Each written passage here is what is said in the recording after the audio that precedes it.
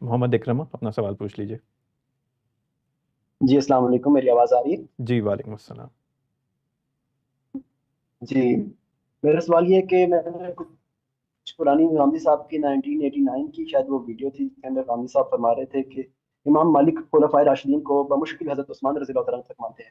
اس کے بعد ابن خلدون نے اپنی تاریخ میں لکھا ہے کہ حضرت معاویہ بھی خلیفہ راشد ہیں، تو میں غامدی صاحب کا اپنا موقف جاننا چاہتا ہوں کہ کیا وہ حضرت معاویہ رضی اللہ عنہ کو خلیفہ راشد مانتے ہیں یا نہیں مانتے؟ شکریہ۔ ٹھیک ہے جی، بہت شکریہ۔ میرے نزدیک آپ جب رسالت مآب صلی اللہ علیہ وسلم کے بعد کے لوگوں میں بات کریں تو ہمیشہ اپنے علم کو دو حصوں میں تقسیم کر لیں۔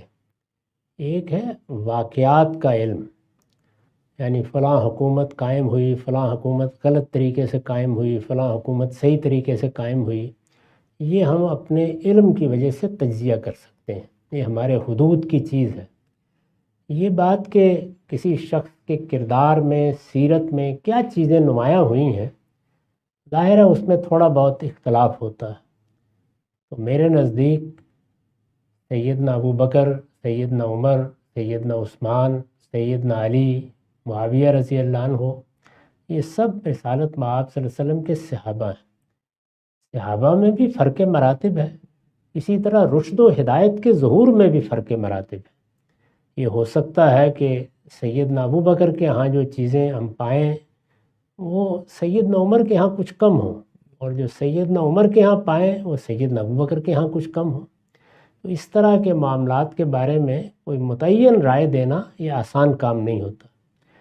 میں یہ نصیحت کروں گا کہ اس مسئلے میں بھی نہیں پڑھنا چاہیے۔ سب ہمارے لیے قابل احترام ہے، سب کے لیے ہم اپنے دل میں عزت کے جذبات رکھتے ہیں، ان کی تاریخ ہم پڑھیں گے، وہ ہمارے بزرگ ہیں۔ ایسے ہی اس کے بعد میں جو لوگ خلفاء ہوئے ہیں ان میں بھی بڑے غیر معمولی لوگ ہیں، ان کی بڑی خدمات ہیں، اور ان میں بھی رشد و ہدایت کا ظہور مختلف سطحوں پر ہوا ہے۔ چنانچہ سیدنا عمر بن عبدالعزیز کے بارے میں تو کم و بیش اتفاق ہو گیا ہے کہ وہ بھی ایک خلیفہ راشد ہے۔ تو اس لیے اس معاملے کو اسی وسعت کے ساتھ دیکھنا چاہیے، میں اس کو اسی وسعت کے ساتھ دیکھتا ہوں، اور رشد اور ہدایت کے معاملے میں کسی ایک جگہ کوئی بند لگا دینے کا قائل نہیں۔ ٹھیک ہے سر، بہت شکریہ۔